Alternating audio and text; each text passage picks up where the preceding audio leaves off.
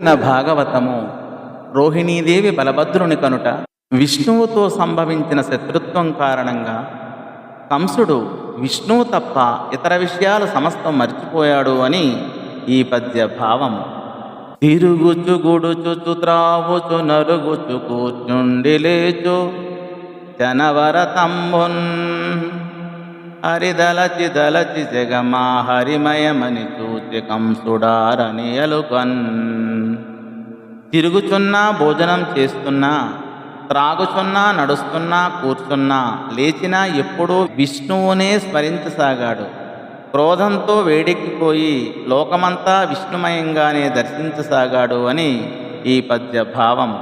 ఇంకా కంసుడి పరిస్థితి ఎలా ఉంది అంటే, శ్రవణ రంధ్రములనే శబ్దంబు వినబడు నది హరిరవమని ఆలకించు, నక్షి మార్గమున నెయ్యది చూడబడు నది హరిమూర్తిగానో పునంచు జోచు, తిరుగుచో దేహంబు తృణమైన సోకిన హరికరాఘాతమో ఎనుచు నులుకు, గంధంబులేమైన గ్రాణంబు సోకిన హరిమాలిక గంధమనుచు సదరు, పలుకులెవ్వి అయిన పలుకుచో హరి పేరు పలుకబడి ననుచు భ్రమసి పలుకు, తలపులెట్టివైన తలచియా తలపులు హరి తలంపులనుచు నలుగదలచు. చెవులకు ఏ శబ్దం వినబడినా అది విష్ణువు మాటేనని వింటూ ఉన్నాడు.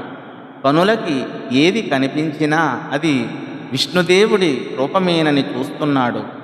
శరీరానికి గడ్డిపరక తగిలినా విష్ణుని చేయి తగిలిందేమోనని ఉలిక్కి పడుతూ ఉన్నాడు. ముక్కుకు ఏ వాసన సోకినా అది విష్ణువు మెడలోని వనమాలిక వాసనేమోనని అదిరిపడుతున్నాడు. తాను ఏ మాట ఉచ్చరించినా విష్ణువు పేరు పలికానేమోనని భ్రమపడి విష్ణువు పేరే పలుకుతున్నాడు. ఇటువంటి ఆలోచనలు వచ్చినా అవి విష్ణువుని గురించిన ఆలోచనలేమోనని ఆగ్రహం తెచ్చుకున్నాడు అని ఈ పద్య భావము. మధురలో పరిస్థితి ఇలా ఉండగా బ్రహ్మదేవుడు, పరమశివుడు, అనుచరులు, దేవతలు, నారదాది మునులు వెంటరాగా దేవకీదేవి బంధింపబడి ఉన్న కారాగారం దగ్గరికి వచ్చారు. ఆమె గర్భములో శిశువుగా ఉన్న పురుషోత్తముడైన విష్ణువును ఈ విధంగా స్తోత్రం చేశారు అని ఈ పద్య భావం.